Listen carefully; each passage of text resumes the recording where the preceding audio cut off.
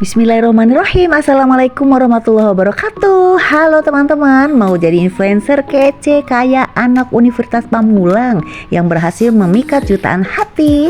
Ini sedikit bocorannya ya. Buat konten itu nggak harus punya kamera mahal atau jago editing. Yang penting pede.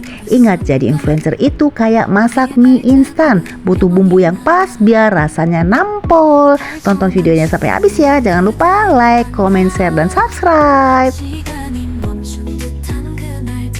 Nah, viewers terbanyak aku itu waktu zaman-zaman aku masih ngonten sama teman-temanku bertiga, itu konten DC. Aku ingat banget itu di depan rumahku, aku juga kaget tiba-tiba tembus 26 juta Bapak.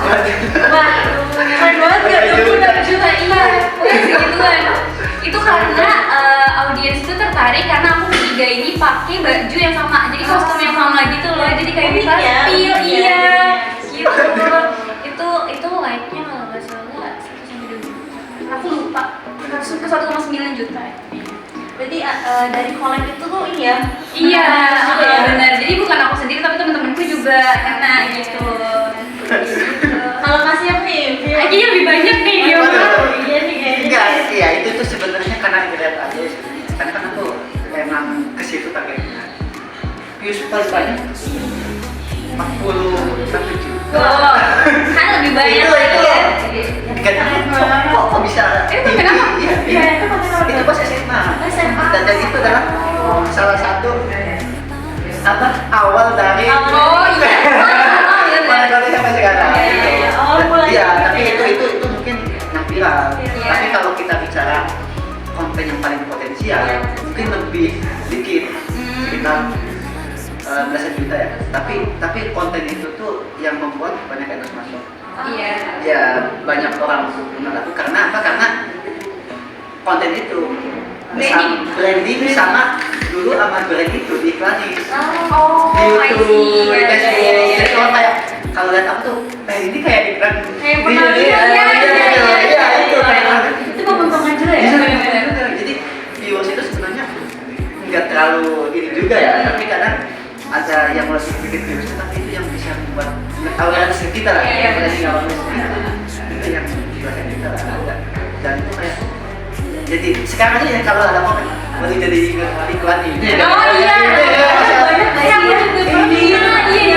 Dewasa, terus sama sekarang udah 3 tahun bukan. Iya, masih aja ya. Ada Ada ini ya, penonton TikTok tuh Iya. Ternyata dia kuat gitu loh. Kuat.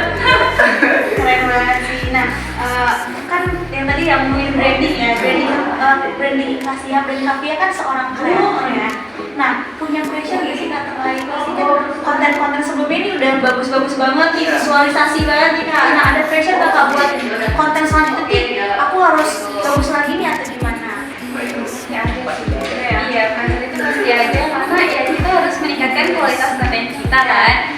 Ya lebih baik lagi agar apa namanya sesuai sama ekspektasinya audiens. pasti ada, apalagi aku niche-nya itu mungkin transisi ya, dari sekolah Iya, ke kuliah.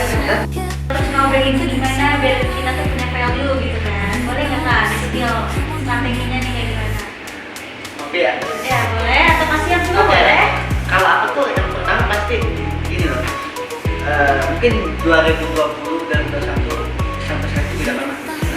Bedanya apa? Mungkin dulu kreator itu masih sedikit. Dikit, benar. Iya, dan sekarang itu udah banyak banget. Meludak. Iya, makanya kita itu harus benar-benar segmenting yang mungkin lebih mengkerucut lagi.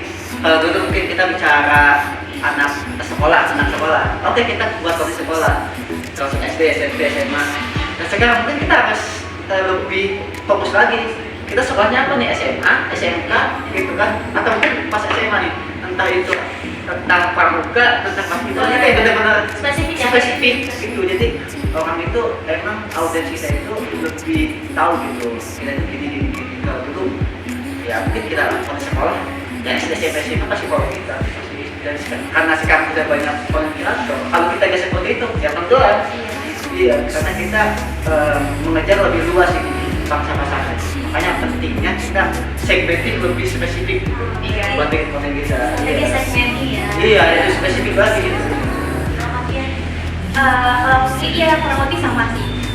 Jadi kalau dulu kan aku kayak mereka masih sama teman kan nggak bisa kayak gitu terus kan. Jadi aku harus fokus ini diri aku kemana gitu. Sedangkan sebelum apa namanya, aku tuh kadang bikin kontennya kadang kalau nggak outfit ya make up, skincare. Cuman aku lihat kalau skincare dan make up itu apa namanya kurang menarik. Maksudnya viewsnya kurang gitu kalau misalkan buat audiens aku. Jadi kayak apa namanya lebih ke ya outfit ini. Jadi aku kayak fokusin gitu. Jadi kadang kalau misalkan aku story-nya udah lewat dari beberapa bulan yang lalu, jadi ada aja followers aku yang nanya gitu di DM, Kak mau tanya tuh baju kakak yang waktu itu. Jadi mereka tuh ingetnya aku ya udah outfit gitu. Jadi kalau mau nanya-nanya outfit ke aku, jadi aku juga open gitu ke mereka. Kalau misalnya mau nanya-nanya boleh DM aja gitu, atau ntar aku skill ulang gitu.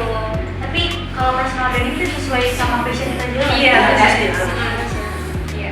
Ya, kalau misalkan menurut Kak Sihab sama Kak Fia nih, seberapa penting sih personal branding ini buat diri sendiri gitu, buat kita gitu gimana? Jadi sekarang Iya, Penting banget ya.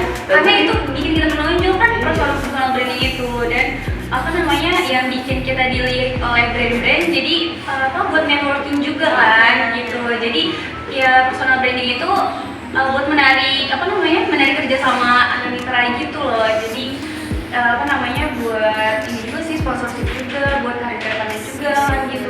Jadi orang-orang tuh yang mau kerja sama kita tuh tertarik Iya, ya, karena tertarik. dia tuh punya personal branding kayak gitu ya. Kalau buat Kak Sihab gimana? ya simpelnya kalau aku gak tahu personal branding, mungkin belum tentu aku berada di sini. Iya, iya. Itu simpelnya seperti itu. Ya, karena personal branding mungkin sekarang itu bisa jadi CV malah. Iya, betul. Jadi CV, iya serius banyak kerjaan yang malah kita link di Instagram. Instagram, Iya, jadi benar-benar. dia menilai kita dari personal branding kita. Iya, dan juga personal branding kita tidak akan mendatangkan peluang-peluang yang besar. Iya. Karena kan sekarang pasti menilai ini orang ini siapa, sukanya apa, dan mungkin kalau ada sesuai dengan kita, tadi brand dan sebagainya, pasti kan ke kita sama. Itu pentingnya buat personal zaman sekarang. Apa biaya aku, terus biaya kuliah, biaya aku jajan, kebutuhan aku ini itu, dan juga aku bisa beli kebutuhan kayak handphone, laptop itu sendiri. Itu suatu kebanggaan sebenarnya buat aku. Betul. Itu dari konten, dari Iya, seorang konten kreator. iya benar. Dapat itu semua. Itu pengalaman berharganya sih, dan ya apa namanya saranku buat kalian yang ingin menjadi konten kreator, emang apa di awal ini emang gak mudah sih untuk apa namanya naikin brandingnya, untuk ngeramein emang gak mudah, cuman kalian harus tetap konsisten gitu untuk buat kontennya gitu. Jadi supaya apa namanya audiens juga apa namanya lama-lama bakal berkembang juga. Kalau buat Kak Sihab gimana Kak pengalaman? Kalau pelajaran paling berharga, Iya, boleh. yang paling pastinya itu tadi dengan aku punya aktif di bidang konten kreator. Jadi aku lebih minim dengerin kata-kata negatif dari orang. Iya. Sekalipun bukan hanya di media sosial. Di Real lingkungan life ya, real life juga kayak gitu. ya udah gitu. Bener. Ya bebas gitu. Mungkin mau ngomong apa bebas-bebas aja gitu. Nah, itu pelajaran. Jadi kita jadi kayak ada stoiker gitu kayak gitu. Kayak lebih ya wes kita mendalami diri kita gitu kan. Dan mungkin kalau pengalaman paling Berharga mungkin ya. paling berharga ya pastinya kalau aku pribadi ketika apa yang aku buat, apa yang aku kerjakan itu ya bisa bermanfaat gitu ya sedikit apapun itu karena itu yang menurut aku masuk kadang kalau bikin konten ini ada manfaatnya gak sih gitu Iya. ya ada manfaatnya gak sih gitu seminimal mungkin dari kontennya gak ada yang bermanfaat tapi misal contoh output yang dihasilkan yang konten itu ada manfaatnya misal dapat duit, nah duitnya itu kita ya kasih Tadi ya, buat upgrade HP atau misalkan gimana ya, gitu punya ya. ada manfaat mungkin ya kayak gini sederhana kita bisa sedikit buat membantu orang dan sebagainya. Iya, benar. Jadi ini Kak, Iya. kalau misalkan tadi kan konten Kak Sihab kan tentang POV gitu ya, saya sendirian. Ada nggak sih Kak, misalkan lagi buat konten nih, ada pengalaman baru nih gitu kayak misalkan sebelumnya nggak tahu jadi tahu boleh cerita nggak Kak? Misalkan dari konten gimana? Gitu. Oh iya, banyak banget kak, banyak banget pembelajaran dari komen-komenan. Oh, komen-komen. Contoh yang terakhir loh, yang terakhir ini mungkin teman-teman bisa lihat itu terkait. Mungkin karena kan aku konten itu dari keresahan. Iya. aku ngomongin dari keresahan, dan mungkin keresahan aku itu agak sedikit jurang ya gitu kan. Nah makanya aku tugas dan aku bentuk komedi gitu. Tidak gitu ya ceritanya. Mungkin orangnya komedi aja, tapi sebenarnya ada kesannya ya, aku buat itu. Dan ini yang pertama nih, kita kan bicara tentang siswa KIP, ya kan. Jadi aku kan melihat banyak teman-teman aku yang mungkin itu tuh harusnya dapat KIP, tapi enggak ya, malah beda. Malah yang dapat itu yang lain punya HP, punya mobil, tapi dia deket yang gini-gini. Jadi kayak aku kesal gitu kan. Dan aku sebenarnya nggak menyangka bisa banyak yang relate juga gitu. Dan disitu aku baru tahu jadi banyak pembelajaran. Ternyata bener ya, kita konten yang kita buat tuh ternyata bener dilihat juga sama teman-teman audiens di maksudnya gitu ya. Mungkin itu bisa menjadi trigger juga, nah itu buat dari pemerintahan sebagainya, mungkin untuk mengevaluasi dan kebijakan. Ya itu harapannya, jadi kayak ya kita harus ada media lah nilainya lah gitu kan, bukan hanya ibu-ibu aja. Ini udah kerasa banget ya obrolan kita ini udah cukup lama juga, seru juga ya obrolan kita nih ya.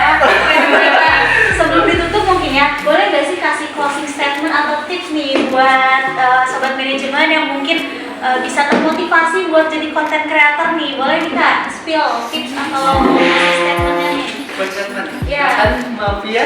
Boleh ngambil duluan atau kasihan boleh? Iya, kalau aku sih seperti yang tadi aku bilang ya, jadi kalian gak perlu takut untuk menjadi content creator, karena di zaman sekarang ini menjadi content creator itu mudah dan juga banyak peluang gitu. Kalian bisa manfaatin apa aja, kayak misal kalian beli baju dari Shopee atau segala macam itu, terus kalian bikin konten, terus kalian masukin ke affiliates, itu bisa banget buat nambahin cuan juga kalau misalkan emang belum ada brand yang mau kerjasama gitu loh. Jadi mungkin sedikit-sedikit dari situ lama-lama nanti brand akan melirik kamu kan juga kayak gitu. Dan yang penting satu yang aku bilang tadi, harus konsisten gitu. Jadi kalau misalkan ada rasa-rasa males, ingat tujuan kita adalah cuan. Ingat ya, cuan guys. Nah, kalau buat kasihan nih gimana nih? Buat apa ini? Buat yang mau jadi content creator? Iya, buat ini sobat manajemen mungkin biar termotivasi nih.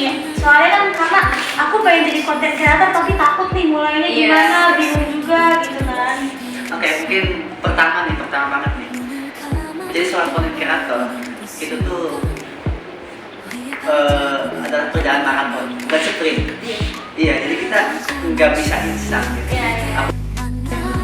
Step by step ya. Pelan tapi pasti. Iya, nah itu makanya nanti dibilang karena perjalanan maraton, ya pasti kita harus konsisten. Iya. Dan posisi aja gak cukup untuk tiga mas sekarang. Tadi balik lagi kita harus autentik untuk punya bantuan, karena udah banyak orang kreator zaman sekarang. Iya. Jadi kita harus benar autentik apa passion kita dan juga menyesuaikan apa yang harus kita inginkan dari kita. Jadi kita harus benar-benar baca dulu Iya, nih. baca dulu. Followers kita tuh maunya apa, Iya. terus kita maunya apa gitu. Sama yang penting itu kan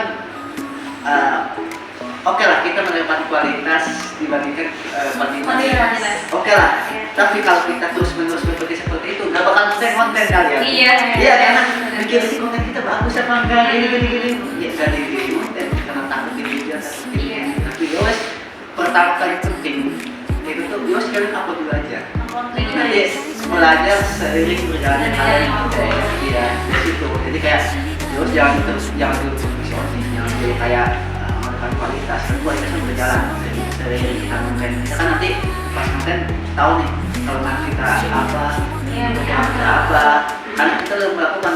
Kita gimana mau tahu kelemahan kita kekurangan apa kalau kita cuma mikirin doang.